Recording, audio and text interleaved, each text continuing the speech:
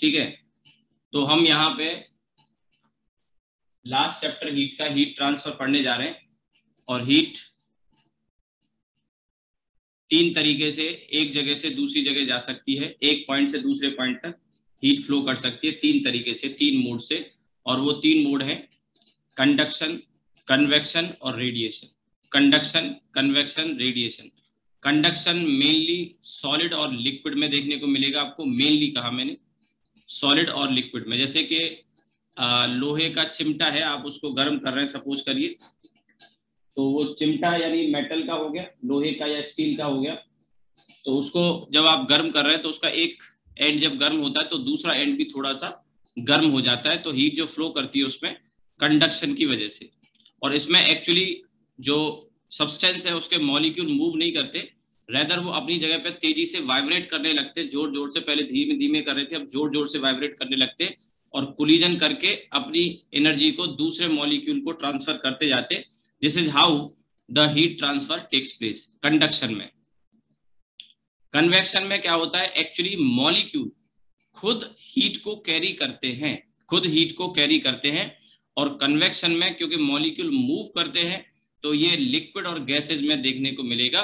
जैसे पानी को उबालते हैं, गर्म करते हैं, तो नीचे से जब हीट करते हैं तो वो पानी में थोड़ी देर बाद आप देखते हो बुलबुले उठना शुरू हो जाते हैं। तो वो क्या होता है, नीचे का पानी गर्म होके ऊपर आता है और ऊपर वाला पानी जो ठंडा होता है उसकी डेंसिटी ज्यादा होती है तो वो नीचे सेटल होता है, और नीचे का जो पानी है गर्म होके ऊपर आता है, उसकी डेंसिटी कम होती है। तो दिस इज हाउ, इस तरह से पानी के मॉलिक्यूल ऊपर नीचे जाते हैं। और इस तरह का मोशन आपने देखा भी होगा, इसे कन्वेक्शन करंट कहते हैं। ठीक है, तो इसमें एक्चुअली मॉलिक्यूल मूव करते हैं। तो सॉलिड में नहीं होता बल्कि लिक्विड और गैसेज में होता है। और गैसेज में भी जैसे आप इसको इस तरह से देख सकते हैं कि आपने घरों में वेंटिलेशन का अरेंजमेंट देखा होगा। ऊपर खिड़की, दरवाजे के ऊपर खिड़की जैसी बनी होती है, रोशनदान भी कह सकते हैं आप उसको, या एग्जॉस्ट वगैरह घर में होते हैं, या वेंटिलेशन के लिए खिड़की अलग से होती है। तो वो क्या है, गर्म हवा को बाहर निकालने के लिए होती है। एग्जॉस्ट फैन कभी भी आपने देखा होगा तो वो ऊपर की साइड में ही होगा, दीवार में नीचे नहीं होगा। जगह ना हो that's a different case, otherwise ऊपर ही देखा होगा, क्योंकि गर्म हवा ऊपर जाती है और ठंडी हवा नीचे सेटल होती है। तो गर्म हवा को बाहर निकालने के लिए एग्जॉस्ट वगैरह जो लगाए जाते हैं, किचन में भी होता है, तो वो कहाँ लगाए जाते हैं, ऊपर लगाए जाते हैं। ठीक है, इसी तरह से घर में यूजुअली एसी वगैरह जब लगाया जाता है तो एसी को ऊपर लगाया जाता है, नीचे नहीं। कभी बहुत कम आपने देखा होगा, और ये सही तरीका नहीं। आपने कहा सर हमारे घर में तो नीचे लगा हुआ है, वो सही तरीका नहीं है। एसी को तो ऊपर ही लगाना चाहिए दीवार में, नीचे नहीं। नीचे भले जैसे आपकी खिड़की वगैरह में स्लॉट नहीं था, आपने उसको ज्यादा तोड़ फोड़ करना ठीक नहीं समझा, तो आपने नीचे स्लॉट था एक विंडो में और उसी में फिट करवा दिया। लेकिन ऊपर अगर आप फिट करवाएंगे तो ज्यादा बेहतर कूलिंग आएगी, क्योंकि हवा जो एसी देगा वो ठंडी हवा होगी और ठंडी हवा नीचे सेटल होगी। और जाहिर सी बात है आप भी सोओगे नीचे ही सोओगे, ऊपर छत से लटक के तो सोना नहीं होता है, नीचे जमीन बेड पे ही सोते हैं, है ना। तो बेड पे अगर आप सोएंगे तो वो हवा नीचे, ठंडी हवा नीचे आएगी और वो डिस्प्लेस कर देगी गर्म हवा को, वो ऊपर चली जाएगी। ठीक है, तो इस तरह से रूम की कूलिंग ज्यादा बेटर होगी। ठीक है, तो ये हो गया आपका कन्वेक्शन। और तीसरा है रेडिएशन। रेडिएशन के लिए किसी मीडियम की रिक्वायरमेंट नहीं है। मैं ये कहूं कि इसमें मॉलिक्यूल जाते हैं, गैसेज में होता है, किस में होता है, इसमें किसी मीडियम की रिक्वायरमेंट नहीं होती। ये रेडिएशन जो होता है एक्चुअली इंफ्रारेड रेडिएशन होता है। 7 तरह के हमने पढ़े, विवग्योर, जक्सुविम्रा या GXUV, IMR करके जो 7 तरह के इलेक्ट्रोमैग्नेटिक रेडिएशन है, उनमें जो है ये हीट रेडिएशन होता है। और इस हीट रेडिएशन का दूसरा नाम है इंफ्रारेड रेडिएशन। इंफ्रारेड रेडिएशन इसका नाम है दूसरा। तो इंफ्रारेड रेडिएशन जो होते हैं वो हीट रेडिएशन होते हैं, और इसके लिए मीडियम की कोई रिक्वायरमेंट नहीं है, यानी बिना मीडियम के भी रेडिएशन प्रोपोगेट कर सकता है।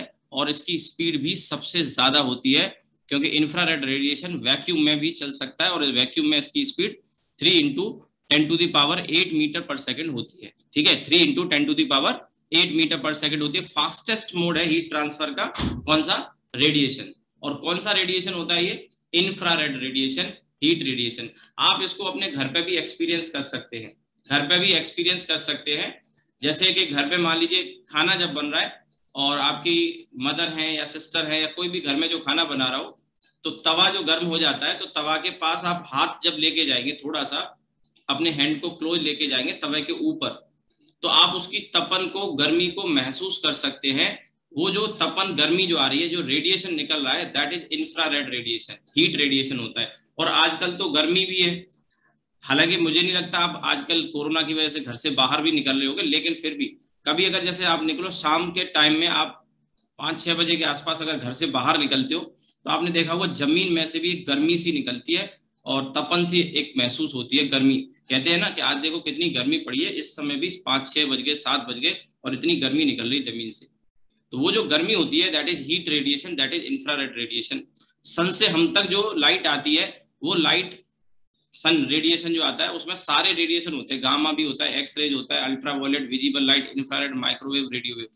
लेकिन गामा रेज, एक्स रे जो हार्मफुल होती है, ये तो ऊपर ही एटमॉस्फेयर में एब्जॉर्ब हो जाती है। गामा हुआ और एक्स रेज हुआ, ठीक है, यूवी रेडिएशन हुआ, ये सब ऊपर ही रह जाता है। यूवी तो आपको पता ही है कि ओजोन में इस्तेमाल होता है, ओजोन लेयर में ओजोन इसको एब्जॉर्ब कर लेती है अपने रिएक्शन को आगे कैरी आउट करने के लिए।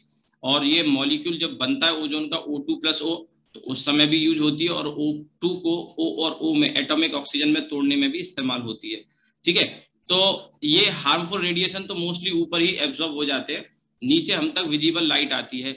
इंफ्रारेड आता है, गर्मी महसूस होती है जब धूप भी निकलती है, लाइट जैसे जैसे रोशनी बढ़ती जाती है। अभी जैसे सुबह क्लास चल रही है तो अभी इतनी गर्मी आपको नहीं लग रही होगी, हो सकता है आप में से एक आध कोई बच्चा ऐसा भी हो इस समय सुबह मौसम अच्छा होता है तो छत पे बैठ के पढ़ाई कर रहा हो, मे भी, मैंने एक जस्ट एग्जांपल दिया, हो सकता है इस समय भी गर्मी महसूस हो, बट हो सकता है कई बच्चे मेरी क्लास दूर से कहीं कर रहे हो, गाँव वगैरह से, बाहर से, उनके वहां मौसम अच्छा हो तो छत पे बैठ के क्लास अटेंड कर रहा हो, बढ़िया टावर आ रहे हो, कहते हैं ना टावर आ रहे हैं मोबाइल में, घर में अंदर टावर नहीं आते, तो हो सकता है सुबह सुबह का टाइम है तो छत पे बैठ गया हो, लेकिन थोड़ी देर के बाद आपको वहां से उठ के आना पड़ेगा, क्योंकि कुछ देर के बाद, 1 घंटे के बाद गर्मी जब बढ़ने लगेगी तो उजाला तो बढ़ेगा ही बढ़ेगा, लाइट बढ़ेगी और उसके साथ साथ गर्मी बढ़ेगी, क्योंकि इंफ्रारेड रेडिएशन भी उस समय आ रहा होगा तो वो भी बढ़ जाएगा। तो सनलाइट हम तक जो आती है वो भी एक इंफ्रारेड रेडिएशन के फॉर्म में, यूवी रेडिएशन के फॉर्म में, एक्सरे के फॉर्म में, विजिबल लाइट के फॉर्म में, सारे ही होते हैं वैसे तो उसमें, ये मैं आपको पीछे बता चुका हूँ। तो वैक्यूम में चल के आती है, क्योंकि most of the part at space जो है वो वैक्यूम ही है। फिर हमारे चारों ओर, थोड़ा सा अर्थ के चारों ओर कुछ किलोमीटर तक एटमॉस्फेयर है, उसमें फिर एंटर हो जाती है, एटमॉस्फेयर में एंटर हो जाती है, राइट। लेकिन उससे ऊपर वैक्यूम में, तो वैक्यूम में चल के आती है।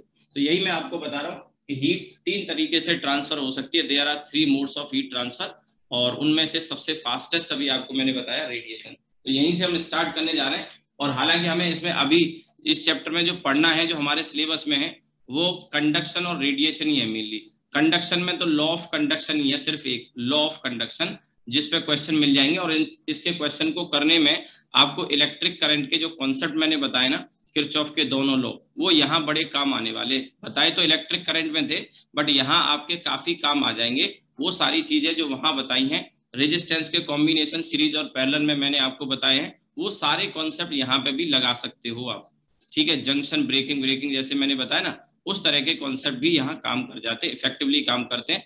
तो करंट इलेक्ट्रिसिटी अगर आपने पहले से पढ़ लिया है, जो मैं पढ़ा ही चुका हूँ आपको, बट मैं इन जनरल कह रहा हूँ कि अगर किसी बच्चे का करंट इलेक्ट्रिसिटी पढ़ाओ तो थर्मल कंडक्शन वाला ये जो पार्ट है, फर्स्ट वाला जो हम अभी डिस्कस करने जा रहे हैं, उसको करने में, सॉल्व करने में, क्वेश्चंस को करने में आपको बड़ी हेल्प मिलेगी, ठीक है। इलेक्ट्रिक करंट के कॉन्सेप्ट डायरेक्ट आप इसमें अप्लाई कर सकते हो, ठीक है भाई। तो और कन्वेक्शन वैसे तो हमारे सिलेबस में है नहीं, एक रफ आइडिया कन्वेक्शन का मैं आपको दूंगा कि जैसे मैंने कहा कि ठंडी हवा नीचे सेटल होती है, गर्म हवा ऊपर जाती है। तो इस पे बेस्ड कुछ एग्जांपल हैं, जैसे कि लैंड ब्रीज और सी ब्रीज का नाम आपने सुना होगा, ठीक है। दिन में गर्म हवाएं जमीन से समुद्र की तरफ जाती हैं और शाम के समय ठंडी हवाएं उधर से सी से लैंड की तरफ आती हैं, तो सी ब्रीज और लैंड ब्रीज उसको हम बोलते हैं, ठीक है। ये टेम्परेचर डिफरेंस की वजह से होता है, प्रेशर डिफरेंस की वजह से होता है, हवा हाई प्रेशर से लो प्रेशर की तरफ, ठीक है, वो जाती हैं। और तो ये आपका ऐसे बहुत सारे, और जो बारिश वगैरह होती है, अभी जैसे आप देखोगे आने वाले टाइम में जुलाई के आसपास अपने यहाँ बारिश वगैरह शुरू हो जाती है, तो जो बारिश है वो भी इसी तरह से काम करती है कि गर्म हवाएं जाती हैं और सी के ऊपर से जब वो जाती हैं तो गर्म हवाएं क्या करती है, पानी को वेपोराइज करते हुए ऊपर चली जाती है ऊपर, और ऊपर जब जाती है तो वो ठंडी होती हुई जाती है, और ठंडी होके कंडेंस होके वही बारिश के फॉर्म में नीचे गिरती हैं। तो एक नेचुरल सी बात आपके मन में आ रही होगी कि गर्मियों में ही बारिश ज्यादा देखने को क्यों मिलती है? मैंने कहा ज्यादा देखने को क्यों मिलती है, क्योंकि वहां पे, और गर्मियों में आपने देखा भी होगा हवा भी तेज चलती है, तो जमीन से सतह की तरफ से जब ये बारिश जाती है तो सी के ऊपर से जाती है, तो वहां से वेपर वगैरह फॉर्म करते हुए और ऊपर उठ जाती है, और ऊपर जब उठेगी तो वो ठंडी होती जाएगी, ठंडी होती जाएगी, और फिर कंडेंस होकर फिर वही बारिश के फॉर्म में नीचे आती है। तो this is how it works. तो कन्वेक्शन में, या मैंने कहा घर में पानी हम गर्म करते हैं, तो घर में जो पानी गर्म करते हैं वो पानी कन्वेक्शन के बेसिस पे गर्म होता है। तो थोड़ा सा आइडिया आपको होना चाहिए, बट एज सच आपके सिलेबस में नहीं है। क्वेश्चन आए भी हैं तो कुछ इस तरह के आए हैं कि एक एसी रूम में चल रहा है, तो एसी जो रूम में चल रहा है तो वो रूम को कूल जो कर रहा है उसमें कौन सा मोड यूज हो रहा है, कन्वेक्शन हो रहा है, कंडक्शन हो रहा है, इस तरह का पूछ सकता है। तो वहां मैंने बताया ना, हवा ठंडी हवा नीचे जाएगी, गर्म हवा ऊपर चली जाएगी। तो this is how room is getting cooled, एक बात है ना। तो और मेन जो आगे इसका जो पार्ट आएगा इस चैप्टर का वो है रेडिएशन, और रेडिएशन को लेके हम कई सारे लॉ जैसे पढ़ने जा रहे हैं। वीन्स डिस्प्लेसमेंट लॉ हो गया, स्टीफन्स लॉ हो गया, फिर स्टीफन्स लॉ का ही एक स्पेशल केस होता है Newton's law of cooling. Newton's law of cooling Stefan's law का ही एक स्पेशल केस है, वो हम देखेंगे। उससे पहले प्रीवोस्ट थ्योरी वगैरह है। तो ऐसे किरचॉफ का लॉ है। किरचॉफ का लॉ ये वो वाला लॉ नहीं है जो हम उधर करंट इलेक्ट्रिसिटी में दो पढ़ते हैं, वो नहीं है, उससे एकदम अलग है। कोई दूर दूर तक उस किरचॉफ लॉ का और इस किरचॉफ लॉ का कोई लिंक नहीं है। बट ये किरचॉफ लॉ हीट वाला अलग है और रेडिएशन से रिलेटेड है, वो भी हम पढ़ेंगे। तो आप देखेंगे रेडिएशन में थोड़ा सा टॉपिक हम ज्यादा कवर करने जा रहे हैं, और कंडक्शन में सिर्फ हम लॉ ऑफ कंडक्शन पढ़ने जा रहे हैं। ठीक है, चलिए तो शुरू करते हैं। और यहाँ पे हीट ट्रांसफर में देयर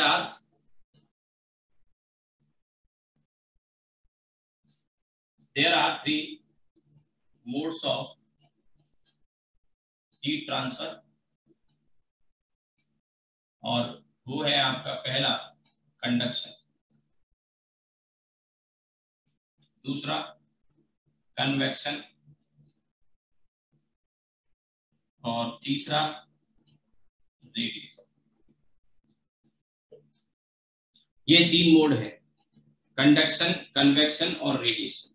ठीक है, अब कंडक्शन में अगर हम बात करें, जैसा मैंने आपको बताया, तो मैं थोड़ा सा इसमें दिखाई देता हूँ कंडक्शन के बारे में। वैसे तो मैंने एक्सप्लेन कर दिया है, तो आपने सुन ही लिया होगा, तो उसकी जरूरत नहीं है, पर फिर भी थोड़ा सा क्या है कि नोट्स आपके प्रॉपर बन सकते हैं। नहीं तो आप मेरे इसको सुने होंगे तो हो सकता है आपने नोट किया, वीडियो में अपलोड करूंगा ही करूंगा, वहां से भी कर सकते हैं, पर मैं थोड़ा सा लिखा देता हूँ। तो आप लिख सकते हैं एक एक करके इनके कंडक्शन, कन्वेक्शन और रेडिएशन के बारे में। तो पहले इसमें मैं कंडक्शन के बारे में थोड़ा सा बताता हूँ। ठीक है, conduction mainly takes place conduction mainly takes place in solid and liquid, solids and liquid. Mainly कहा है, गैसेज में भी हो सकता है, ऐसा नहीं है कि ना हो। ठीक है, conduction mainly takes place in solid and liquid. In this mode, तो स्टॉप के बाद लिखें in this mode molecules transfer, in this mode molecules transfer energy, in this mode molecule transfer energy by colliding with the neighboring molecule, transfer energy by colliding with the neighboring molecule, by the neighboring molecule मतलब पड़ोसी molecule से टक्कर करके heat को transfer करते हैं। ठीक है, इसी में हम लॉ ऑफ कंडक्शन पढ़ेंगे, लेकिन थोड़ा सा मैं ब्रीफ कर दे रहा हूं। दूसरा है कन्वेक्शन। कन्वेक्शन, तो जैसा मैंने आपको बताया, कन्वेक्शन मेनली लिक्विड और गैसेज में होता है, और इसमें मॉलिक्यूल हीट को कैरी करते हैं, अपनी जगह को छोड़ देते हैं। ठीक है, तो आप लिखेंगे convection mainly takes place, convection mainly takes place, convection mainly takes place in liquid and gases, mainly takes place in liquid and gases, mainly takes place in liquid and gases, mainly takes place in liquid and gases, in liquid and gases mainly takes place in liquid and gases, ठीक है, liquid and gases,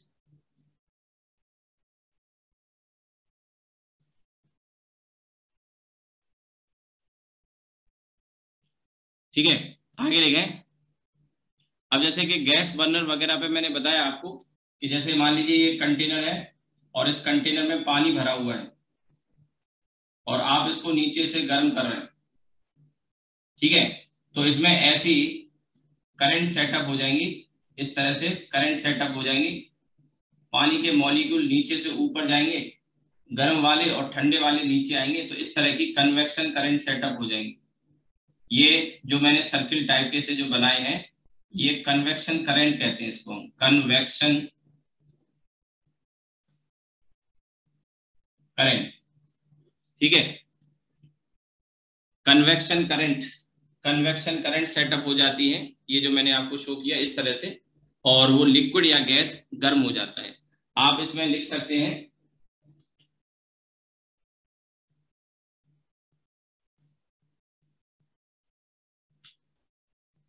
आगे, hot air goes up and cool air comes down. Hot air goes up and cool air comes down. Hot air goes up and cool air comes down, ठीक है। This flow is called convection current. This flow is called convection current.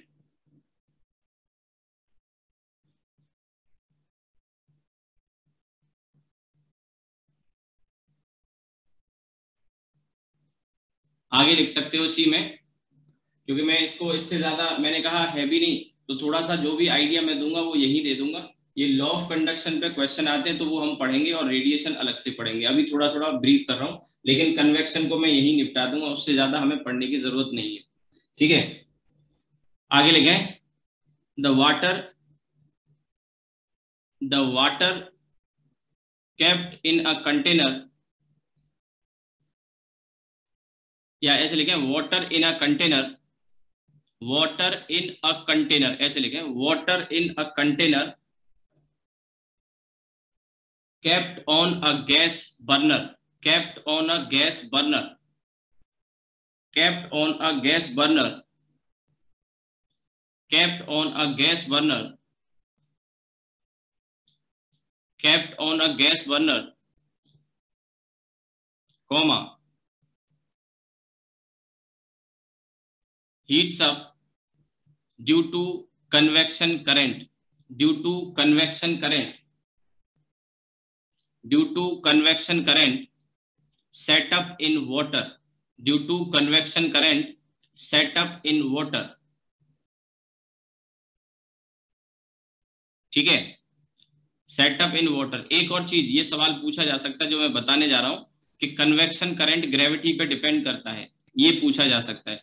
Gravity पे इसलिए जैसे मैंने आपसे कहा ना कि पानी जब गर्म होगा तो हल्का हो जाएगा, वो ऊपर आ जाता है, और ऊपर का जो पानी ठंडा होता है वो भारी होता है, वो नीचे आ जाता है। तो this is how convection currents are set up, ठंडा वाला ऊपर से नीचे और नीचे वाला हल्का ऊपर चला जाएगा।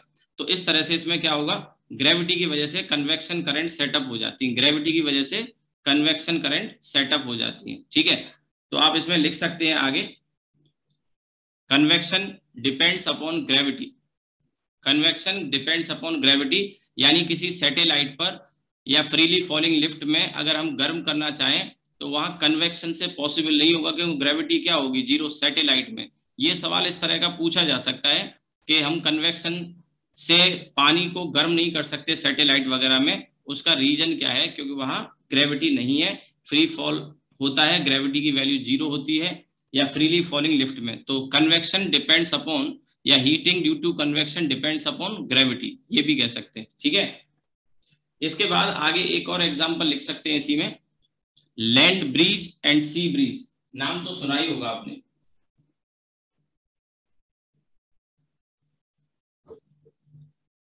और अभी मैंने आपको एग्जाम्पल भी दिया, दिन के समय गर्म हवाएं जमीन से समुद्र की ओर बहती हैं, उसे लैंड ब्रीज कहते हैं।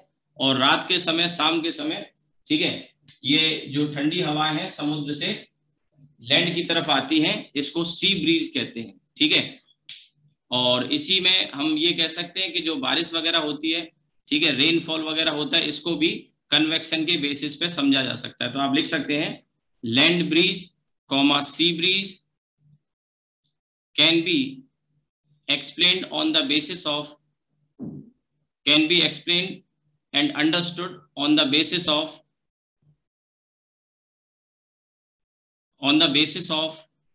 can be understood on the basis of convection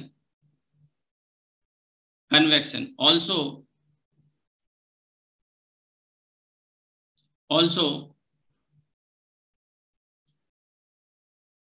rainfall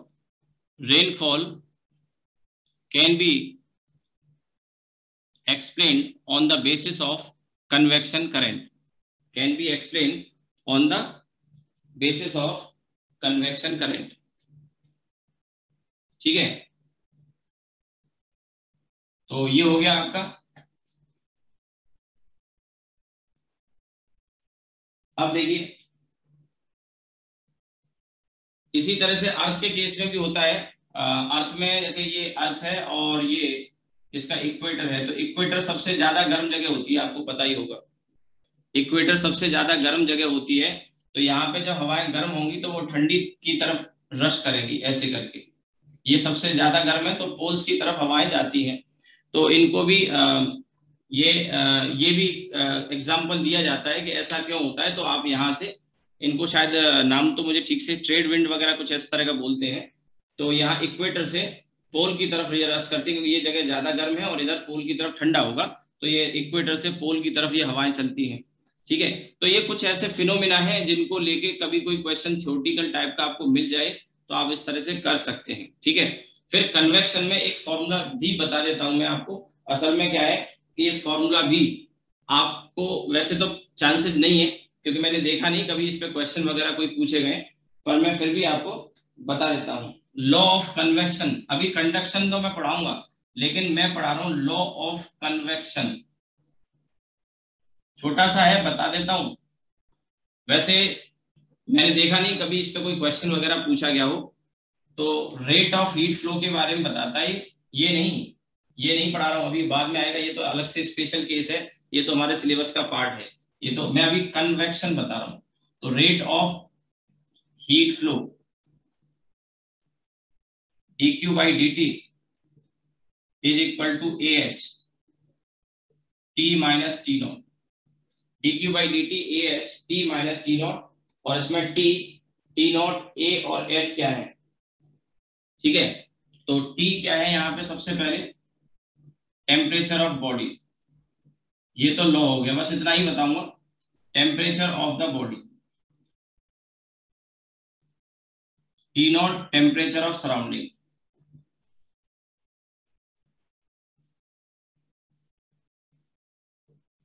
अब ए और एच क्या है, दो चीजें और हैं। तो ए सरफेस एरिया है उसका, सरफेस का, जिसमें से हीट का फ्लो हो रहा है।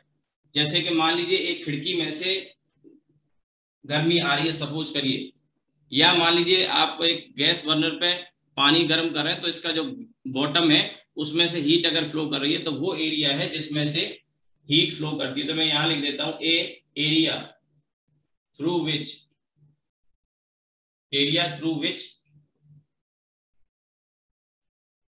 Heat is flowing. A area through which heat is flowing. H है कोफिशिएंट ऑफ कन्वेक्शन करंट, या कोफिशिएंट ऑफ कन्वेक्शन, या कन्वेक्शन कोफिशिएंट भी कह सकते हैं, एक ही बात है। तो कन्वेक्शन कोफिशिएंट या coefficient of convection, convection coefficient. अब ये जो कन्वेक्शन कोफिशिएंट है ये कई एक्सटर्नल फैक्टर पर डिपेंड करता है, जैसे कि लिक्विड की डेंसिटी क्या है, डिपेंड्स अपॉन डेंसिटी। लिक्विड या गैस जो भी है, जिसे हम गर्म करें तो लिक्विड है, गैस है, उसकी डेंसिटी क्या है, उसकी कंडक्टिविटी क्या है, थर्मल कंडक्टिविटी, बल्कि कंडक्टिविटी तो इलेक्ट्रिकल भी होती है, थर्मल कंडक्टिविटी कैसी है, ठीक है, कंडक्टिविटी। इसके अलावा विस्कोसिटी कैसी है, विस्कोसिटी, अगर कोई लिक्विड गाढ़ा होगा ना तो उसमें आसानी से कंडक्शन नहीं हो पाएगा, कन्वेक्शन नहीं हो पाएगा, विस्कोसिटी अगर ज्यादा होगी। और इसके अलावा स्पेसिफिक हीट कैपेसिटी भी, ये स्पेसिफिक हीट कैपेसिटी मैं आपको पीछे बता चुका हूं। तो ये कुछ फैक्टर हैं जिन पर ये कोफिशिएंट एच डिपेंड करता है। तो अगर ये सारी चीजें आ जाए तो वो भी हम इंक्लूड कर लेते हैं, मतलब इसी में इसका एक फॉर्मूला टाइप का बना सकते हैं, पर जरूरत नहीं है। ये पूछ लेगा कि कन्वेक्शन कोफिशिएंट किस पे डिपेंड कर रहा है, तो एक तो डेंसिटी, गाढ़ा लिक्विड है, ठीक है, डेंसिटी ज्यादा है तो मॉलिक्यूल आसानी से ऊपर जा नहीं पाएगा, क्योंकि डेंसिटी ज्यादा है। दूसरा विस्कोसिटी है, गाढ़ा लिक्विड है, पानी को गर्म करो और शहद को गर्म करो तो पानी के मॉलिक्यूल आसानी से मूव कर सकते हैं, इसमें मॉलिक्यूल क्या है, हीट को कैरी करते हैं कन्वेक्शन में। ये मैंने आपको बता ही दिया था कि कन्वेक्शन में हीट को कैरी करते हैं, मॉलिक्यूल अपनी जगह वाइब्रेट नहीं करते जैसे कंडक्शन में था, ठीक है। अब आ जाते हैं हम आगे, इतना ही इसमें काफी है जानने के लिए। और इसके बाद आ जाते हैं थर्ड वाला, और वो है रेडिएशन।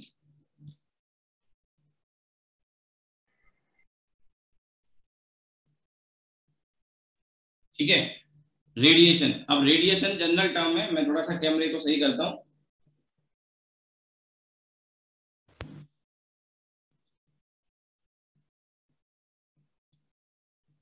हाँ, तो अब देखिए इसके बाद radiation.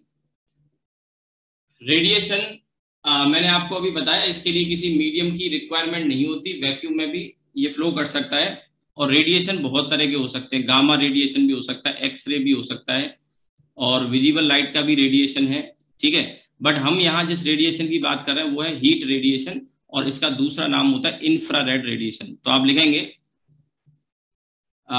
It is the fastest mode, it is the fastest mode of heat transfer, it is the fastest mode of heat transfer, it is the fastest mode of heat transfer, it is the fastest mode of heat transfer, ठीक है। it, आगे लिखें full stop के बाद, it does not require any medium, it does not require any medium for propagation, it does not require any medium for heat transfer, it does not require any medium for heat transfer because it's infrared radiation, because it's infrared radiation, it's infrared radiation which is also called heat radiation, which is also called heat radiation, and it can even propagate in vacuum, it can even propagate in vacuum, it can even propagate in vacuum with the speed of light, with the speed of light, even propagate in vacuum with the speed of light, और that is light की speed आप जानते हो 3 into 10 to the power 8 metre पर second, even propagate in even in vacuum with the speed of light, that is 3 into 10 to the power 8 metre per second, that is 3 into 10 to the power 8 metre per second, ठीक है। तो ये fastest mode हो गया। अब हम आते हैं इसके बाद लॉ ऑफ कंडक्शन पे, जिसके बारे में हम बात कर रहे थे, जो हमारे सिलेबस में है और जो हमें पढ़ना है, इस पे क्वेश्चन भी पूछे जाते हैं, ठीक है। तो अब ये हो गया, तो मेन यहां से शुरू होता है, क्योंकि मैंने कहा ना इस चैप्टर में मेनली दो पार्ट है, एक कंडक्शन में लॉ ऑफ कंडक्शन सिर्फ, और दूसरी तरफ रेडिएशन में कुछ जैसे किरचॉफ लॉ हो गया, प्रिवोस्ट की थ्योरी हो गई, न्यूटन्स लॉ हो गया, स्टीफन्स लॉ हो गया, न्यूटन्स लॉ ऑफ कूलिंग, जैसे मैंने बताया स्टीफन लॉ का ही एक केस है, वीन्स डिस्प्लेसमेंट लॉ, ये सब रेडिएशन से रिलेटेड है। तो इस चैप्टर को दो पार्ट हम कर सकते हैं। तो पहला हम पढ़ने जा रहे हैं इसमें लॉ ऑफ कंडक्शन।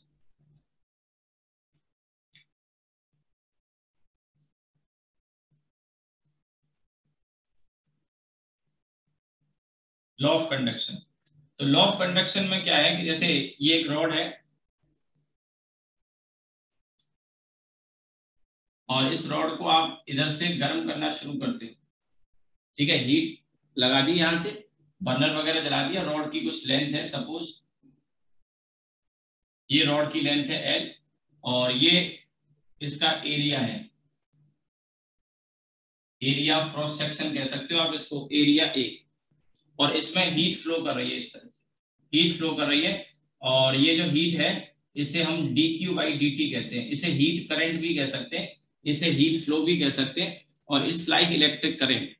तो अब होगा क्या, शुरुआत में यहाँ पर जब हीट देना शुरू करोगे तो ये वाला एंड गर्म होगा, ये वाला एंड गर्म होगा, तो यहाँ के मॉलिक्यूल वाइब्रेट करेंगे जोर से और पड़ोस के मॉलिक्यूल को कोलिजन करके हीट एनर्जी ट्रांसफर कर देंगे, वो पड़ोस वाले आगे वाले को, और इस तरह से ये हीट आगे फ्लो करती जाएगी।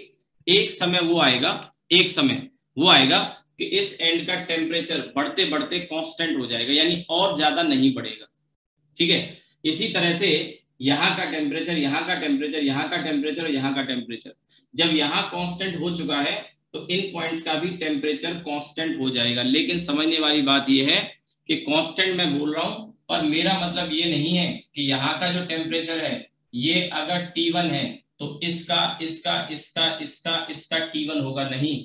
अगर T1 रहता तो हीट का जो फ्लो आप देख रहे हैं, ये करंट है, हीट करंट है dQ/dt, ये होता ही नहीं, क्योंकि हीट जो फ्लो करती है that is because of the temperature difference, temperature difference की वजह से हीट फ्लो करती है। तो ये T1 है तो यहाँ का कुछ कम होगा, यहाँ का और कम होगा, यहाँ का और कम होगा, यहाँ का और कम होगा, और यहाँ का सबसे कम होगा, लेट मी से T2। बट ये अब सब पॉइंट के टेम्परेचर कांस्टेंट हो चुके हैं, फर्दर इंक्रीज नहीं कर रहे। उसकी वजह क्या है कि बर्नर से एक फिक्स्ड अमाउंट ऑफ हीट दे रहे हैं, अगर और बड़ा कोई बर्नर या ज्यादा हीट देने वाला लगा दें तो टेम्परेचर फिर से बढ़ना शुरू हो जाएगा, इस पॉइंट का भी, इस पॉइंट का भी, इस पॉइंट का भी, ऐसे करके, और एक समय जाके फिर ये कांस्टेंट हो जाता है। हर पॉइंट का टेम्परेचर डिफरेंट तो होगा बट कांस्टेंट होगा, हर पॉइंट का टेम्परेचर डिफरेंट होगा लेकिन कांस्टेंट होगा, और इधर से इधर हीट फ्लो कर रही है तो कम होता जाएगा, because heat flows because of the temperature difference.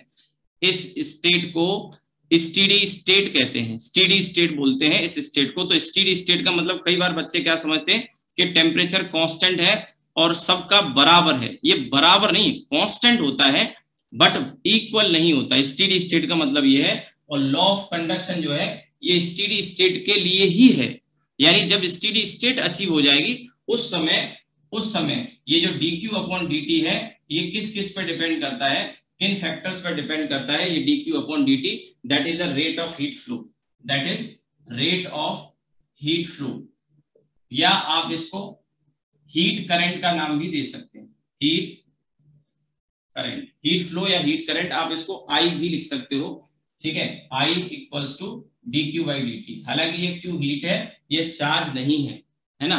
तो ये कई फैक्टर पे डिपेंड करता है, उनमें एक फैक्टर है एरिया A, इस पे डिपेंड करता है। एरिया जितना ज्यादा होगा उतना ज्यादा फ्लो होगा, लेंथ जितनी ज्यादा होगी फ्लो उतना कम हो जाएगा, because it has to travel a longer distance. ये दो फैक्टर हो गए। तीसरा फैक्टर है टेम्परेचर डिफरेंस। टेम्परेचर डिफरेंस की वजह से तो हीट ही फ्लो करती है, ये तो मैं बता ही चुका हूं। तो टेम्परेचर डिफरेंस जितना ज्यादा होगा उतना ही ज्यादा यहाँ पे हीट फ्लो करेगी, करंट फ्लो करेगा। ठीक उसी तरीके से जैसे इलेक्ट्रिक करंट में आपने पढ़ा है, इलेक्ट्रिक करंट में पढ़ा है कि पोटेंशियल डिफरेंस की वजह से इलेक्ट्रिक करंट बहता है, उसी तरह से यहाँ टेम्परेचर डिफरेंस की वजह से हीट करंट फ्लो करता है, और इसीलिए इलेक्ट्रिक करंट वाले कॉन्सेप्ट यहाँ लग भी जाते हैं। बस इनमें सिमिलरिटी आपको ढूंढनी है। ओम्स लॉ जैसे वहां था ऐसा एक ओम्स लॉ यहाँ भी ढूंढ सकते हो, होता नहीं है बट हम उसको रिलेट कर सकते हैं, तो आगे की चीजें काफी आसान हो जाती है। जैसे मैंने कहा ना, इलेक्ट्रिक करंट में जो किरचॉफ के law, Kirchhoff current law, Kirchhoff voltage law वगैरह हमने पढ़े थे, वो यहाँ बखूबी आप लगा सकते हैं। व्हीट स्टोन ब्रिज का कॉन्सेप्ट भी आप यहाँ लगा सकते हैं और क्वेश्चन आते हैं। मैं जो बोल रहा हूँ ना, इन बातों पे भी गौर करना है। व्हीट स्टोन ब्रिज का प्रिंसिपल यहाँ पे लगा सकते हैं, जैसे 5 रॉड दे देगा और उनको लेके फिर कुछ टेम्परेचर वगैरह पूछ लेगा। कुछ सवाल हम करेंगे भी यहाँ पे अभी थोड़ी देर के बाद, ठीक है।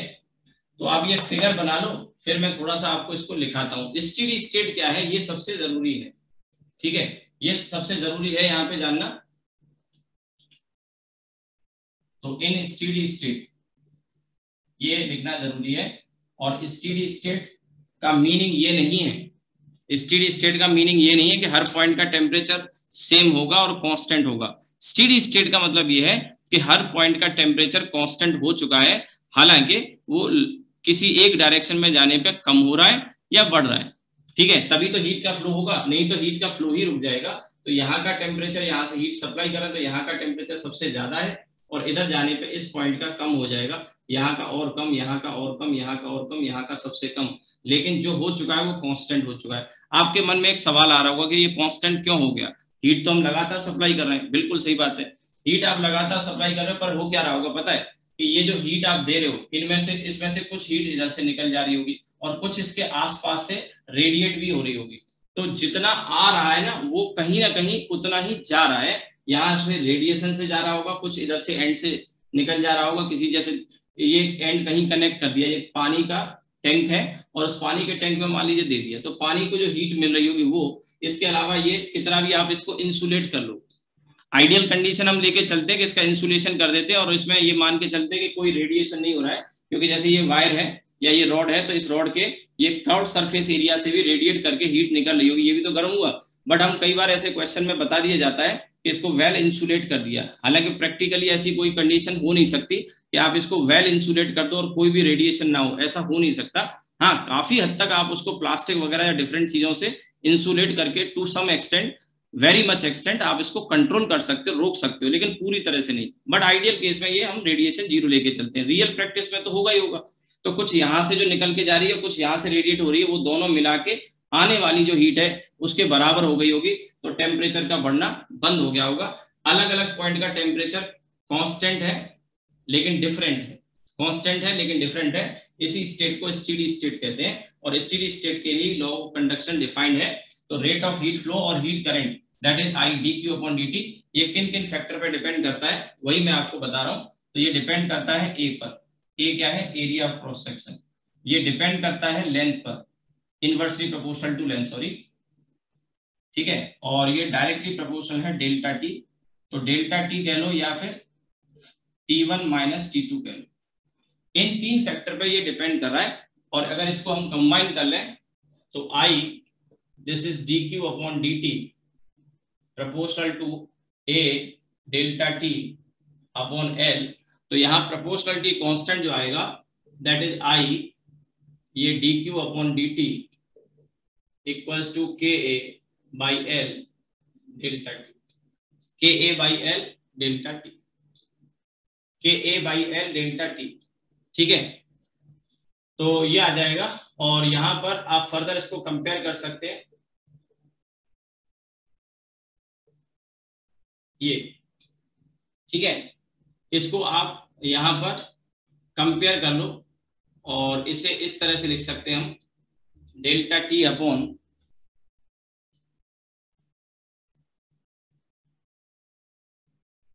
ठीक है, delta T upon L upon के, या इसे हम आर लिख सकते हैं, ठीक है। ये आर की वैल्यू अगर आप यहां से कंपेयर करो तो डेल्टा टी अपॉन कुछ इस तरह से एल अपॉन के, ठीक है, I equals to delta T upon R, तो delta T upon L upon K, तो डेल्टा टी अपॉन आर, तो आप इसको फर्दर कंपेयर कर सकते हैं। देखिए ये जो आया है यही लॉ ऑफ कंडक्शन है, यही लॉ ऑफ कंडक्शन है, इसका हम यूज करने जा रहे हैं क्वेश्चंस में, के ए बाई एल। अब इसमें एक चीज रह गई, वो यहाँ पे मैं जगह निकाल के लिख देता हूं, क्योंकि के जो हमें प्रोपोर्शनलिटी कांस्टेंट हमने यूज किया है, तो वेयर के इज, इस के को थर्मल कंडक्टिविटी कहते हैं, थर्मल कंडक्टिविटी बोलते हैं इसको, थर्मल कंडक्टिविटी। अगर आपको विजिबल ना हुआ हो तो मैं बोल रहा हूं थर्मल कंडक्टिविटी लिखा है मैंने, थर्मल कंडक्टिविटी के, ठीक है। ये इलेक्ट्रिकल कंडक्टिविटी जैसा ही कुछ टर्म हो गया, ठीक है। और अब इसको हम कंपेयर कर रहे हैं ओम्स लॉ से, कंपेयरिंग विद ओम्स लॉ। तो अगर आप कंपैरिजन करेंगे तो ये देखिए I equals to delta V upon R है, तो यहाँ पे आप कंपैरिजन कर सकते हैं, एक तरफ था I equals to D Q by D T, ठीक है, ये था आपका इलेक्ट्रिक करंट, I क्या था, electric current, I electric current है, और D Q by D t को आप rate of flow of charge कह सकते हैं, rate of flow of charge, मैं जो लिख रहा हूं वो दिखाई दे रहा है? मैं जो लिख रहा हूँ स्क्रीन पर, बोर्ड पर दिखाई दे रहा है? Yes sir. चलिए ठीक है। आई है यहाँ पे electric current d Q by D t, that is rate of flow of charge, rate of flow of charge. और दूसरी तरफ है यहाँ पर I, that is d Q by D t. ये D Q by D t को हम heat current कह सकते हैं, हीट करंट। और ये है आपका rate of flow of heat, rate of flow of heat. तो एक तरह से कह सकते हैं यहाँ हीट जो था वैसा यहाँ चार्ज है, या जो चार्ज था यहाँ पे वैसा यहाँ पे हीट है। तो rate of flow of heat, एक चीज तो ये हो गई। ठीक है, और भी चीजें हैं, पहले आप ये नोट कर लो क्योंकि मैं फिर इसको इरेज करूंगा बोर्ड पर लिखने के लिए। तो आप इसको नोट कर लो पहले।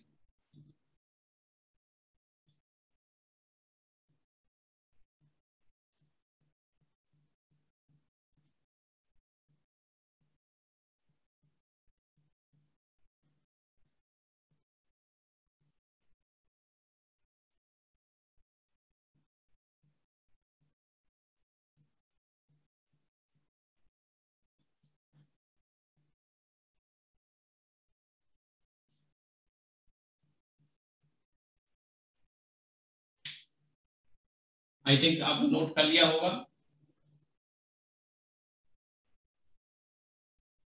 अब देखिए, इसमें थोड़ा सा थ्योरी का पार्ट है, उसको कंप्लीट करने के बाद क्वेश्चन ही आते हैं इसमें। और डिफरेंट डिफरेंट टाइप के क्वेश्चन हो सकते हैं, मैं कुछ करा दूंगा अपनी तरफ से प्रैक्टिस। होपफुली आपको काफी कुछ चीजें समझ में आएंगी, तो क्वेश्चन पक्का आप फिर लगा लोगे। अब देखिए, ये पहला कंपैरिजन हो गया करंट को लेके।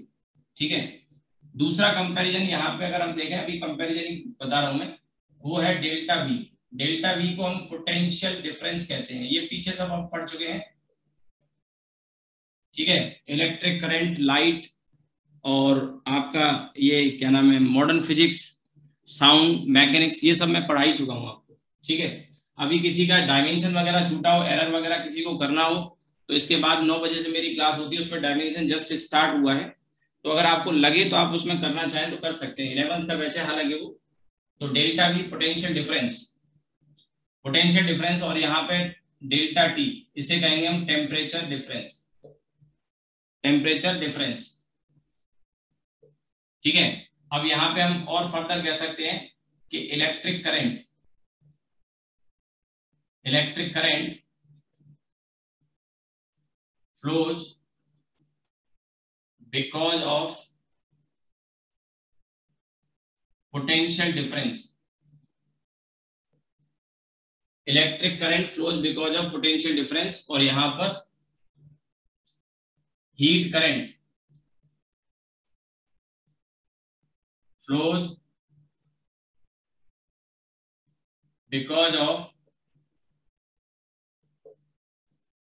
Temperature difference, heat current flows because of temperature difference.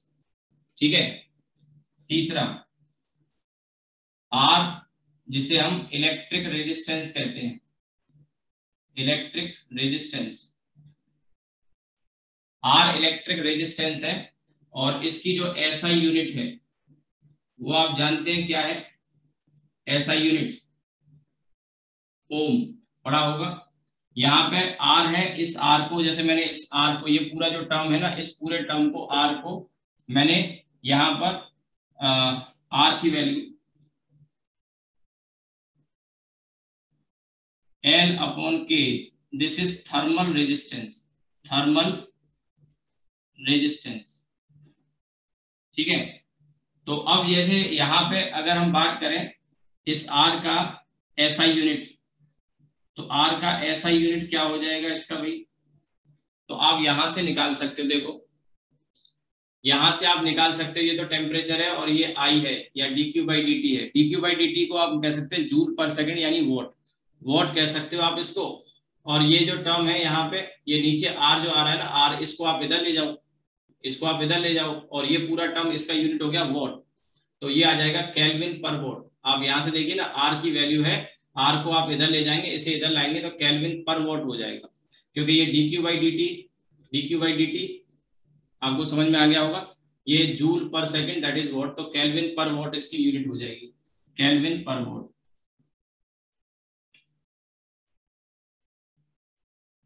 Kelvin पर वोल्ट। साथ ही साथ यहाँ पे ये वाला जो आर है, इस आर का डायमेंशनल फॉर्मूला और इस वाले आर का डायमेंशनल फॉर्मूला, ये डायमेंशनल फॉर्मूला भी पूछ सकता है। तो इस आर का मैंने आपको बताया था, अगर याद आ रहा हो, सबसे अच्छा फॉर्मूला जिसमें जल्दी से जल्दी हम निकाल सकते हैं, याद आ रहा हो तो H equals to I square R T मैंने कहा था, इससे सबसे जल्दी निकल के आता है। अगर आप सोच रहे हैं V equals to I R तो बहुत टाइम लग जाएगा, V का निकालोगे। अब यहाँ पे देखिए, मैं इसलिए कह रहा हूँ, हीट है, एनर्जी है, इसका पता है, I फंडामेंटल क्वांटिटी है, T फंडामेंटल क्वांटिटी है। तो ये तो आपका सीधे सीधे M L square T minus two divided by ampere का स्क्वायर और टी और आ गया -3। तो ये बन गया आपका भैया कितना, एम एल स्क्वायर टी -3 और ए -2। ठीक है, एम एल स्क्वायर टी -3 और ए की पावर -2 ये आ गया। और इसका क्या होगा, इसका भी आप यहां से निकाल तो सकते हैं भैया, हीट है ये और ये टाइम है। ठीक है, हीट अपॉन टाइम। तो ये बताइए क्या आएगा इसका यूनिट से,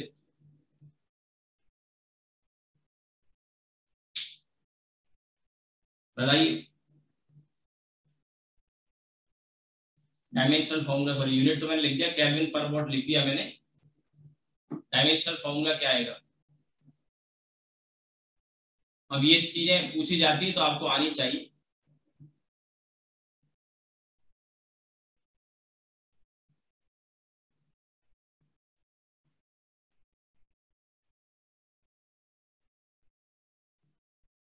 निकाला किसी ने, इतना भी नहीं कर पा रहे। डायमेंशनल फॉर्मूला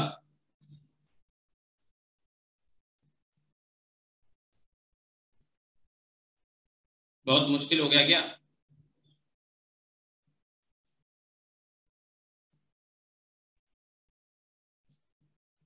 ये केल्विन में टेम्परेचर हो गया, ये वॉट हो गया, केल्विन पर वॉट आपके सामने यूनिट लिखा ही हुआ है। तो केल्विन के लिए तो थीटा आ ही जाएगा, और वॉट पावर का हो गया dq बाई dt, तो वॉट का होता है एम एल स्क्वायर टी -3 होता है। ठीक है, अब ये वॉट में नीचे है तो ये ऊपर जाएगा तो क्या बन जाएगा, देखो केल्विन पर वॉट है तो केल्विन का थीटा तो ये आ गया, यूनिट को देख लो, इससे भी कर सकते हो। और पर वॉट है तो ये टर्म नीचे था तो ऊपर आएगा, तो पावर -1, यहाँ पावर -2 और यहाँ पावर +3। समझ में आया कुछ कि नहीं। केल्विन पर वॉट है तो केल्विन का थीटा आ गया, यहाँ पे के लिख लो या थीटा लिख लो, और पर वॉट, वॉट का होता है M L square T -3। Energy पर सेकंड है तो एम एल स्क्वायर टी -3 नीचे था, जब ऊपर ले जाएंगे तो एन की पावर -1, एल की पावर -2 और टी की पावर +3 और थीटा ये आ गया यहाँ से। ठीक है,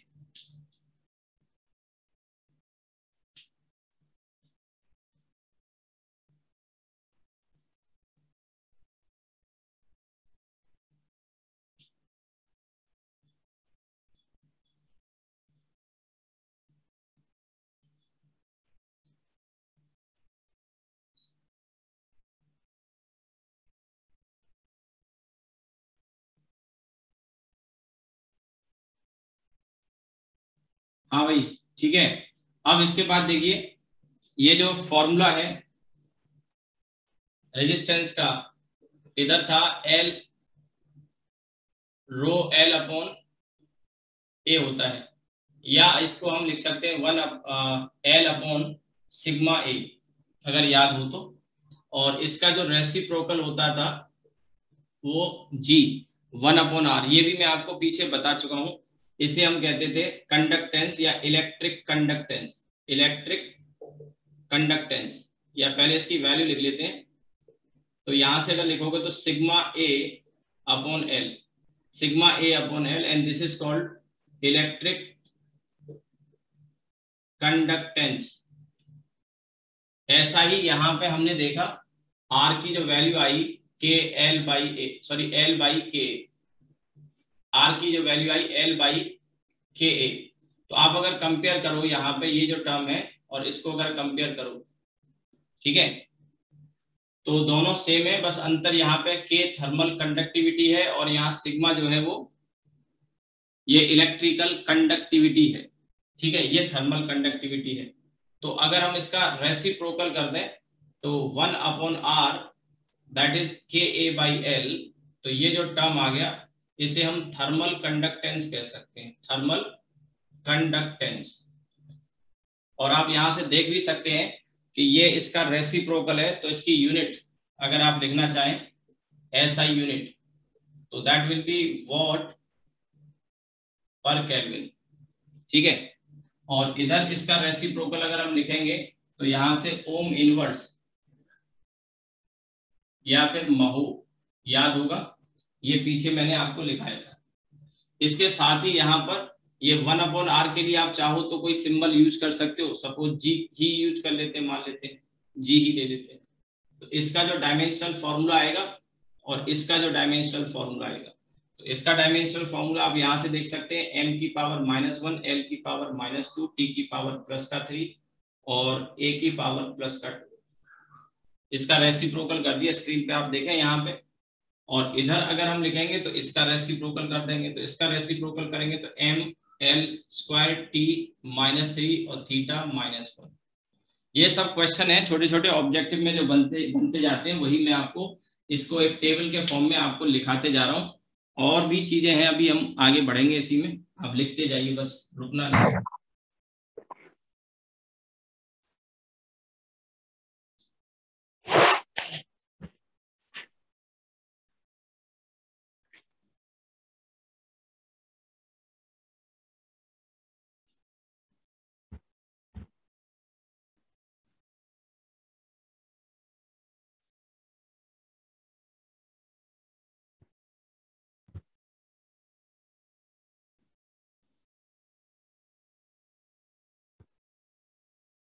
ठीक है, अब देखिए यहाँ पर एक चीज और जो देखने वाली है वो है ये sigma. This is called electrical conductivity and it is reciprocal of resistivity. Electrical resistivity और ये कंडक्टिविटी। वैसे ही यहाँ पे थर्मल कंडक्टिविटी, आप चाहें तो इसका एक रेसिप्रोकल बना सकते हैं, ठीक है, और उसको थर्मल रेजिस्टिविटी हम नाम दे सकते हैं। तो ये इधर अगर आपने नोट कर लिया है तो ये मैं इरेज कर रहा हूं।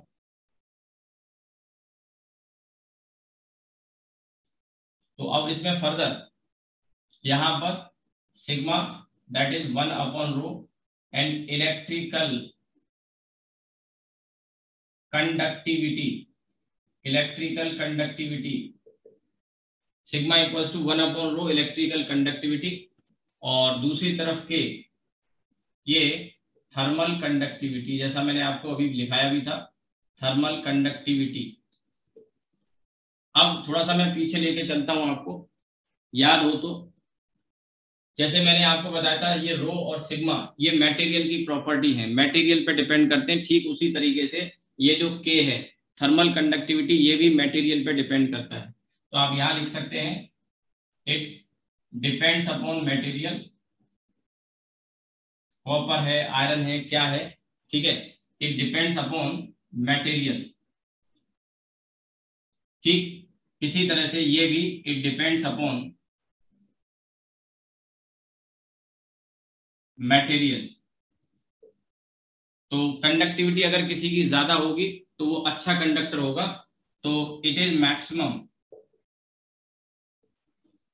For Ag। सिल्वर, सिल्वर के लिए सबसे ज्यादा होता है। तो अब इसमें कुछ के एग्जांपल अगर मैं दूं तो ये silver, then gold, then copper, ठीक है, देन एल्यूमिनियम, ऐसे करके ये आती है वैल्यू। सिल्वर बेस्ट कंडक्टर है हीट का, और इलेक्ट्रिक करंट का भी बेस्ट कंडक्टर है सिल्वर,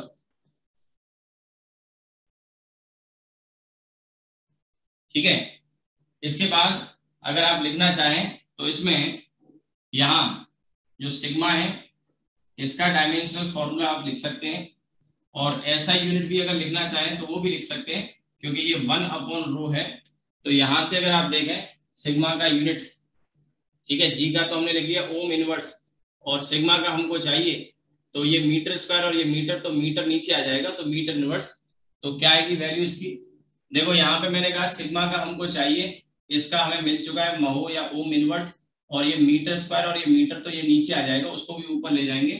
तो इसका जो ऐसा यूनिट है सिग्मा का, ऐसा यूनिट वो ओम इनवर्स और मीटर इनवर्स होगा, ठीक है, या महो पर मीटर कह सकते हो आप चाहो तो, और लिख रहा हूं मैं, और यूनिट नहीं है ये, ध्यान रहे, महो पर मीटर।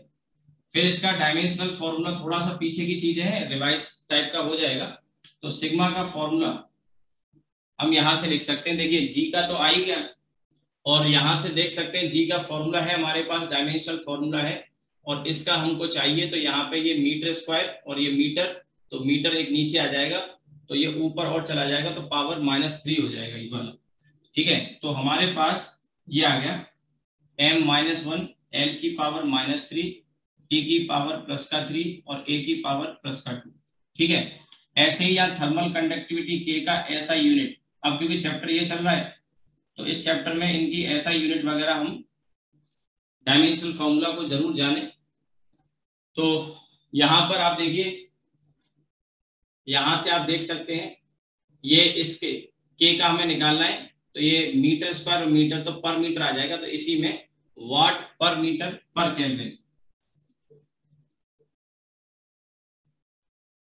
यहीं से आ गया, पर मीटर नीचे आ जाएगा, तो वॉट पर केल्विन था, तो वॉट पर मीटर पर केल्विन, और इसी के साथ इस के का डायमेंशनल फॉर्मूला भी हम लिख लेते हैं। तो डायमेंशनल फॉर्मूला ये वाला जो आया है, ये वाला जो आया है, इसी में मैंने अभी आपसे कहा कि इसको हम मीटर से और डिवाइड कर देंगे, यानी एक बचेगा ये, तो ये आ जाएगा आपका यहाँ से mlt -3 और थीटा -1। ये सारे क्वेश्चन पूछे जाते हैं डायमेंशनल फॉर्मूला पे, काफी सारे क्वेश्चन पूछे जाते हैं डायमेंशनल फॉर्मूला पे, और ये हीट वगैरह से या इलेक्ट्रोमैग्नेटिज्म से काफी क्वेश्चन पूछे जाने के डायमेंशन को लेके, क्योंकि ये ऐसे चैप्टर हैं कि इनमें जो यूनिट है, जो क्वांटिटी है, उनके फॉर्मूले डायमेंशन वाले इतने पॉपुलर नहीं है, तो नॉर्मली क्या स्टूडेंट को याद नहीं होते। अभी मैं आपसे वर्क का पूछूं, टॉर्क का पूछूं, एनर्जी का पूछूं, पावर का पूछूं, प्रेशर का पूछूं, फोर्स का पूछूं, एक्सेलरेशन का, सब याद होगा आपको, लेकिन हो सकता है आप में से काफी बच्चों को ये याद नहीं होगा, इसीलिए मैं ये बता भी रहा हूँ कि ये पूछे जा सकते हैं, तो थोड़ा सा आपको आइडिया मिल जाएगा कि रिवीजन टाइप का हो जाएगा, और आए हैं, ऐसा भी नहीं कि यूज नहीं होते, पूछे जाते हैं।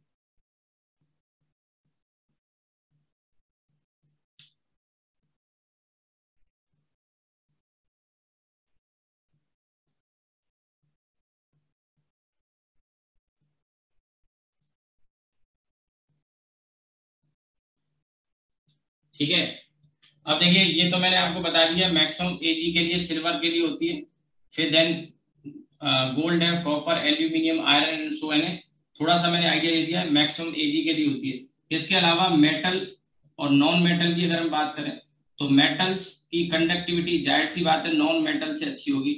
Metals are not only good conductor of electricity, but they are good conductor of heat also, ठीक है, हीट में भी। इसके अलावा सॉलिड लिक्विड गैस की अगर हम बात करें, तो comparative to gas solid are good conductor. हम सॉलिड कोई चीज है वो जल्दी गर्म हो जाएगी, गैस को गर्म होने में सबसे ज्यादा टाइम लगेगा।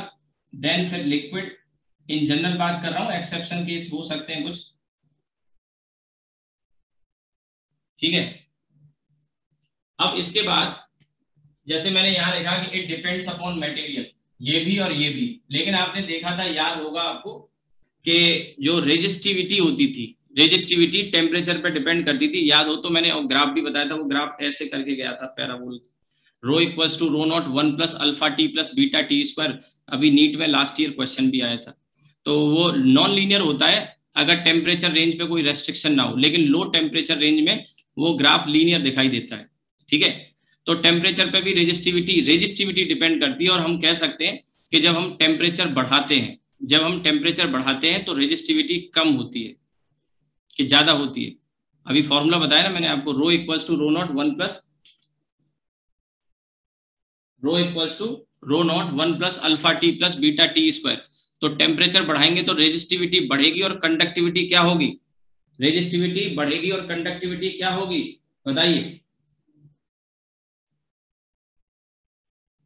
अभी तो बोला मैंने फॉर्मूला, बिल्कुल मौन धारण करके बैठे हैं आजकल बच्चे, क्या बात है? हाँ भाई, सो गए क्या? जागते रहो कहना पड़ेगा क्या आपको? अरे फॉर्मूला मैंने बताया, rho equals to rho not 1 plus alpha T plus beta T square. तो रेजिस्टिविटी कैसे वेरी कर रही है टेम्परेचर बढ़ाने पर? रेजिस्टिविटी बढ़ रही है कि नहीं बढ़ रही है? इंक्रीज कर रही है कि नहीं कर रही है? इसी तरह से यहाँ पर जो थर्मल कंडक्टिविटी है वो भी वेरी करती है। और सवाल यह है कि थर्मल कंडक्टिविटी कैसे वेरी करती है।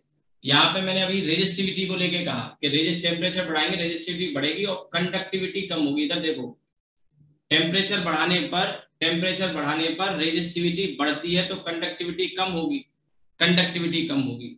इसी तरह से यहाँ पे भी अगर आप देखेंगे टेम्परेचर बढ़ाते हैं, ठीक है, मेटल्स का टेम्परेचर अगर हम बढ़ाते हैं तो कंडक्टिविटी डिक्रीज करती है। तो आप ये बात लिख सकते हैं। इधर का तो मैं पहले ही बता चुका हूं आपको, आप इसके नीचे लिख लो, इस वाले कॉलम में आप लिख लो कंडक्टिविटी ऑफ मेटल। यहाँ ध्यान रहे, कंडक्टिविटी यहाँ पर कम होगी क्योंकि रेजिस्टिविटी बढ़ती है। तो आप लिख सकते हैं इसमें कॉलम में, इसी में नीचे बोल रहा हूं, यहां तक अगर आपने नोट कर लिया है तो मैं बोल रहा हूं कंडक्टिविटी ऑफ मेटल। कंडक्टिविटी के आगे थर्मल और लिख लेना, थर्मल कंडक्टिविटी लिख लेना पूरा। Thermal conductivity of metal decrease, कम होती है, यानी decreases with increase in temperature.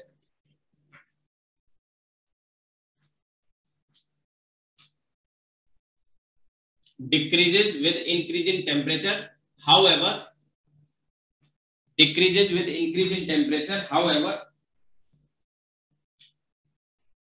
decrease बोला कम होना, decreases with increase in temperature, यानी टेम्परेचर जब बढ़ाएंगे तो कंडक्टिविटी मेटल की, मेटल मैंने बोला है कि नहीं बोला है? शायद मेटल बोला है क्या मैंने? बोला। हाँ, कैसे बोला? तो अब इसमें एलॉय की बात कर रहे हैं। अब मेटल का मैंने आपको बता दिया, लेकिन एलॉय के केस में उल्टा होता है। यानी मैं इसीलिए कंफर्म कर रहा था कि मैंने मेटल बोला कि नहीं बोला, क्योंकि मैं आगे एलॉय का लिखाने जा रहा हूं, ठीक है। तो मेटल की जो कंडक्टिविटी होती है वो तो कम होती है टेम्परेचर बढ़ाने पर, लेकिन एलॉय जो होते हैं, 2 मेटल 3 मेटल से बनाते हैं एलॉय, जैसे ब्रास हो गया, है ना। तो ये जो होते हैं इनके जब टेम्परेचर हम बढ़ाते हैं तो इनकी कंडक्टिविटी बढ़ती है। तो आगे लिख सकते हैं बट conductivity of alloys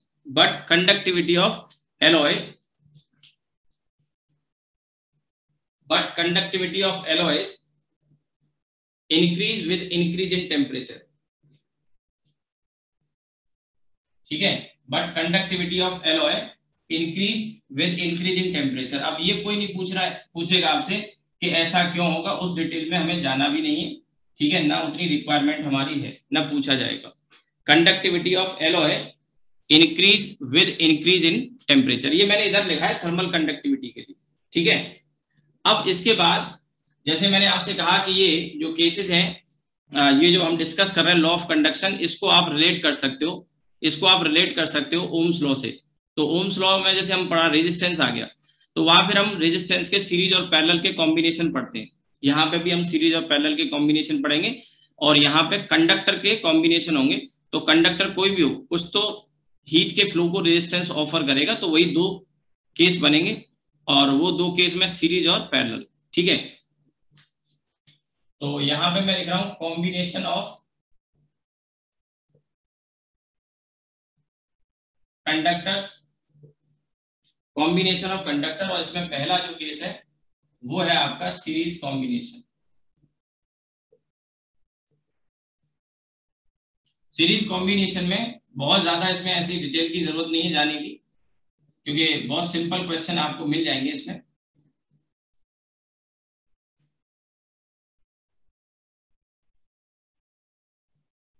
अब जैसे 2 कंडक्टर हमने कनेक्ट कर दिए, ठीक है, 2 कंडक्टर हमने कनेक्ट कर दिए, तो एक की लेंथ मान लो L1 है, एक की लेंथ L2 है, एक का कंडक्टिविटी K1 है, एक की कंडक्टिविटी K2 है, इसका area of cross section A1 है, इसका area of cross section A2 है। ठीक है भाई। तो इसका जो रेजिस्टेंस है R1 उसको मैं लिखूंगा L1 अपॉन K1 A1, और इसका जो रेजिस्टेंस है that is R2 that is L upon K2 A2, L2 upon K2 A2। Conductivity भी मैंने डिफरेंट ले लिया क्योंकि ऐसा हो सकता है कि दोनों ये कंडक्टर जो हमने जोड़े हैं इनके मटेरियल अलग अलग हों, एक सिल्वर का है एक गोल्ड का है, मान के चलिए कॉपर का है या सिल्वर का है, ये आ गया। तो सीरीज में मैं पहले भी बताता रहा हूं, अभी भी बता रहा हूं, सीरीज में क्या चीज सेम होती है, करंट, याद होगा आपको, और यहां पर करंट तो सेम होगा, I that is dq by dt ये सेम होगा, लेकिन डेल्टा टी पोटेंशियल डिफरेंस वहां होता था, यहाँ टेम्परेचर डिफरेंस। ठीक है, थोड़ा सा कैमरा एडजस्ट करता हूँ, फिर से डिस्टर्ब हो गया।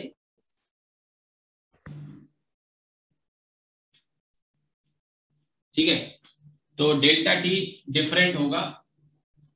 ये डिफरेंट का मतलब ये है कि जितना टेम्परेचर ड्रॉप यहाँ हो रहा होगा उससे यहाँ पे अलग हो सकता है, सेम भी हो सकता है बट डिफरेंट भी हो सकता है। टेम्परेचर एक्चुअली क्या है, डिफरेंट का मतलब डिवाइड होता है, वही जैसे सीरीज में रेजिस्टेंस में पोटेंशियल डिवाइड होता था उसी तरह से यहाँ पर। तो अब हम उतने डिटेल में नहीं जाएंगे, वैसे आप ये है कि यहाँ से यहाँ तक अगर डेल्टा टी का टेम्परेचर डिफरेंस है, ठीक है, यहाँ से लेके यहाँ तक डेल्टा टी का टेम्परेचर डिफरेंस है, आई सेम होगा dq बाई dt, जो करंट इसमें जाएगा वो इसमें जाएगा, लेकिन टेम्परेचर डिफरेंस यहाँ और यहाँ अलग हो सकता है। तो अब हम वो तो नहीं लिखेंगे ना, डेरिवेशन करेंगे, हम सीधे सीधे यहाँ पे आर इक्विवेलेंट की बात करेंगे। तो आर इक्विवेलेंट यहाँ पे वही सीरीज में जैसे वहां होता था वैसे ही, कि दो कंडक्टर अगर जोड़ देंगे तो दोनों का जो इक्विवेलेंट रेजिस्टेंस है वो उन दोनों के इंडिविजुअल R1 प्लस R2 के सम के बराबर होगा, are equivalent R1 plus R2। Further आप अगर चाहें तो इसको लेंथ के टर्म में या कंडक्टिविटी के टर्म्स में लिख सकते हैं। अब जैसे फॉर एग्जांपल यहाँ पर एक सिंगल कंडक्टर आपने लगा दिया, ये है कंडक्टर, ठीक है, इसकी लेंथ L है और इसका एरिया A है और इसकी कंडक्टिविटी को K इक्विवेलेंट लिख रहा हूं मैं। तो अब इसमें एक नया सवाल बन जाता है कि इन दोनों की कंडक्टिविटी तो K1 K2 है और इनका इक्विवेलेंट रेजिस्टेंस ये है, यानी ये अकेला इसका जो R इक्विवेलेंट है that R equivalent is L upon K equivalent into A। तो कभी कभी क्वेश्चन में K इक्विवेलेंट भी आपसे पूछ लेगा, K इक्विवेलेंट भी पूछ लेगा। तो अब यहाँ पे अगर आप लिखना चाहें, एक तो ये फॉर्मूला आ ही गया, फर्दर आप इसको लिख सकते हैं L upon K equivalent A और इधर L1 अपॉन K1 A1 और L2 अपॉन K2 A2। अब इसमें एक कंडीशन हम लगा सकते हैं, वैसे तो ये आ गया लेकिन K को निकालने के लिए कंडीशन लगा सकते हैं, और वो कंडीशन ये हो सकती है कि इन दोनों के एरिया सेम है, एक कंडीशन। दूसरी कंडीशन इन दोनों की लेंथ सेम है, ये भी हो सकता है। ठीक है, और ये जो लेंथ है इन दोनों की इंडिविजुअल लेंथ इसकी लेंथ के बराबर है, या दोनों की कंबाइंड लेंथ इसके बराबर है, ऐसा कह सकता है। तो मैं एक पॉसिबिलिटी लेके चल रहा हूँ, लेट, मैं इसीलिए लेट लिख रहा हूँ, लेट A1 और A2 बराबर है और ये इसके A के बराबर है, एक कंडीशन तो ये A1 A2 A के बराबर है, और दूसरी कंडीशन ये है कि L1 L2 बराबर है और ये L के बराबर है। आपको बात समझ में आई हो, यानी कि इसकी लेंथ और इसकी लेंथ बराबर है, वो इसकी इंडिविजुअल लेंथ के बराबर है और एरिया भी बराबर है। अगर ऐसा हो जाए तो आप देखोगे यहां से देन वो L अपॉन A इधर L अपॉन ये सब कट जाएगा, तो 1 अपॉन K इक्विवेलेंट जो आएगा वो 1 upon K1 plus 1 upon K2। तो यहाँ से एक K को लेके फॉर्मूला आ गया और ये K इक्विवेलेंट आपका आ जाएगा फिर K1 K2 upon K1 plus K2। लेकिन ये तब आएगा जब दोनों कंडक्टर जो कनेक्ट किए उनकी लेंथ और एरिया बराबर हो, और जो ओरिजिनल कंडक्टर जिससे कंपेयर कर रहे हैं, जिसका इक्विवेलेंट हम निकाल रहे हैं, उसके लेंथ और एरिया से बराबर हो। लेकिन आप ये भी कह सकते हैं ऐसा जरूरी नहीं, एक और भी पॉसिबिलिटी हो सकती है। तो फिर, और वो दूसरी पॉसिबिलिटी ये होती है, ये फर्स्ट पॉसिबिलिटी केस वन,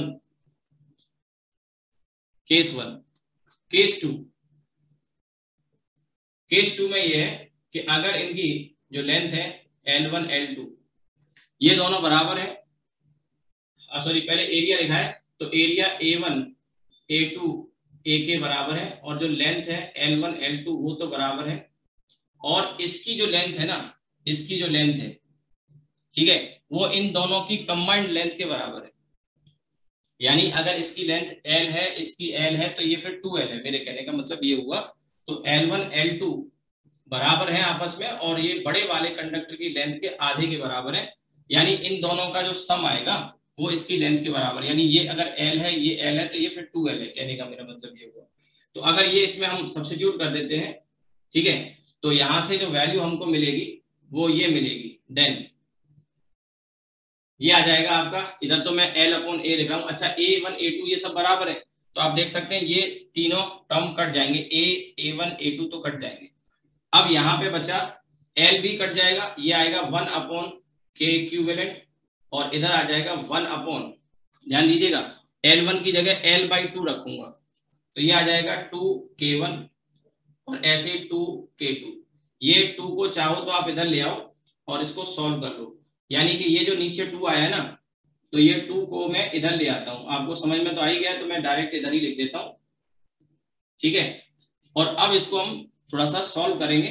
तो सॉल्व जब करेंगे, तो सॉल्व करने पे K इक्विवेलेंट की वैल्यू जानते हो क्या आएगी? K इक्विवेलेंट की वैल्यू आएगी 2K1 K2 upon K1 plus K2। लेकिन आपको ये बात समझनी होगी कि ये कब आता है रिजल्ट और ये कब आता है। ये रिजल्ट तब आया जब तीनों की डायमेंशन बराबर थी, एरिया भी बराबर था, लेंथ भी बराबर थी, और जो कंडीशन आई,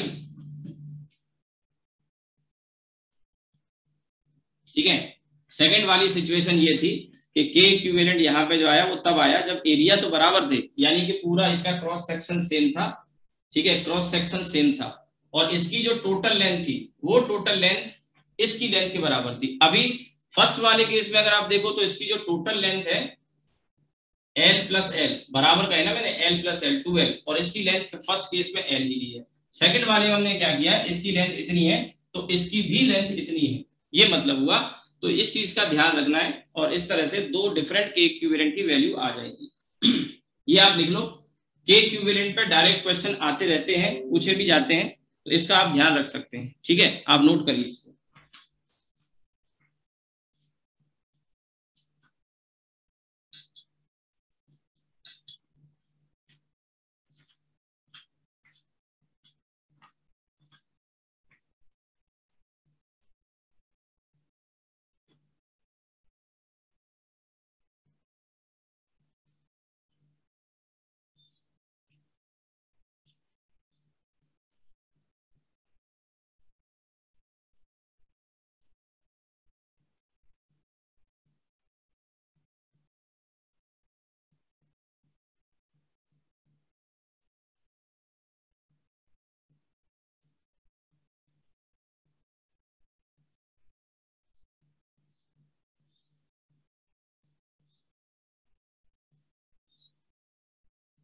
अच्छा, ये मैसेज एक बच्चे ने किया है, आप एक बार चेक कर लेना। थर्मल कंडक्टिविटी कॉपर और गोल्ड, कॉपर और गोल्ड की शायद चेक कर लेना एक बार, कोई रिसोर्स से, वैसे ऐसा स्पेसिफिक पूछेगा नहीं, हो सकता है उसमें कंडक्टिविटी में थोड़ा चेंज हो सकता है, वो एक बार आप वेरीफाई कर लेना, ठीक है। सबसे ज्यादा कंडक्टिविटी होती है सिल्वर की, कॉपर और गोल्ड में, कॉपर और गोल्ड का एक बार वेरीफाई, वैसे कोई पूछता नहीं है, सीक्वेंस कोई नहीं पूछता है, बट मैंने आपको एक आइडिया दे दिया, उसको आप एक बार वेरीफाई जरूर कर लेना, ठीक है। अगर कोई चेंज हो तो करेक्शन कर लेना, ठीक, ये नोट हो गया। अब इसके बाद आते हैं हम सेकंड वाला केस हम देखते हैं। सेकंड केस है पैरेलल कॉम्बिनेशन।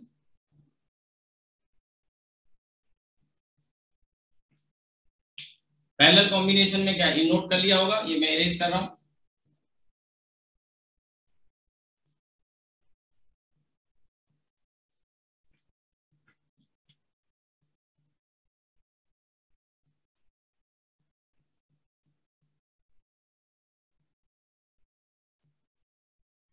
इसकी लेंथ L1 है, इसकी लेंथ L2 है, इसकी कंडक्टिविटी K1 है, इसकी कंडक्टिविटी K2 है, इसका एरिया A1 है, इसका एरिया A2 है, ठीक है। अब इसके इक्विवेलेंट एक सिंगल हम कंडक्टर लगा रहे हैं, इसके लिए लेंथ और ये एरिया वगैरह हमने ऐसे ले लिए। तो अब यहाँ पे सिचुएशन बदल जाएगी।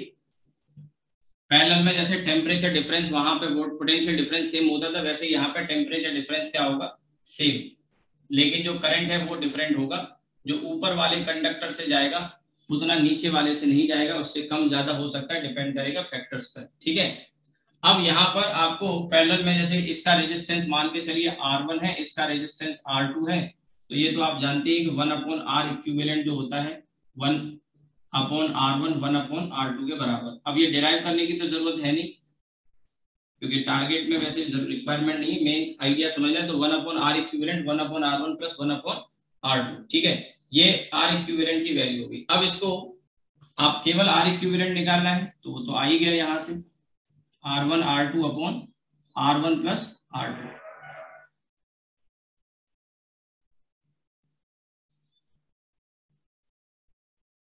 ठीक है, अब इसके बाद देखिए आगे, इसमें K इक्विवेलेंट को लेके फिर केस बन जाएंगे यहाँ पे, जैसे मैंने ये बताया था पहले। तो अब आप इसमें एक पॉसिबिलिटी लेके चलते हैं कि A1 A2 A और L1 L2 L सब बराबर है। ठीक है, तो फिर क्या होगा यहाँ पे, अगर आप देखें तो इसी एक्सप्रेशन से आप देख सकते हैं, ये जो है इससे पहले मैं लिख ही लेता हूं, तो ये आ जाएगा L upon K equivalent, R equivalent है सॉरी, तो ये आ जाएगा L नीचे आ जाएगा और K इक्विवेलेंट A यहाँ आ जाएगा। मैं लिख देता हूं जिससे आपको आगे समझने में आसानी रहेगी। ठीक है, ये फॉर्मूला है।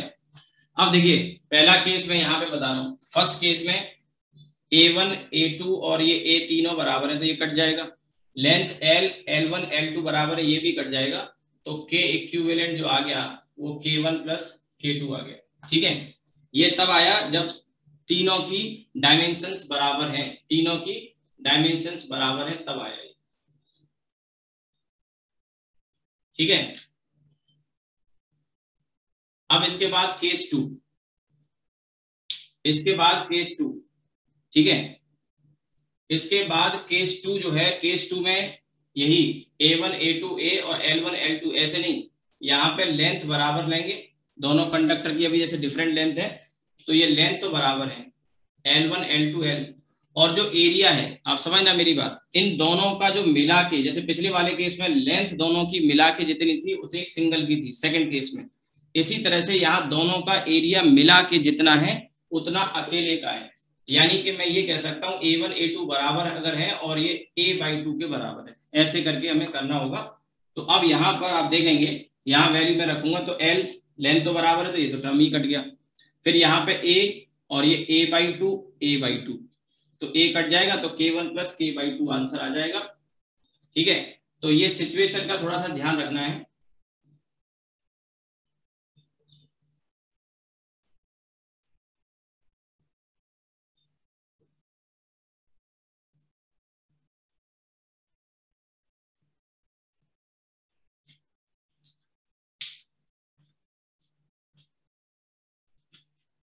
ठीक है, ये आगे कंडक्टिविटी को लेके,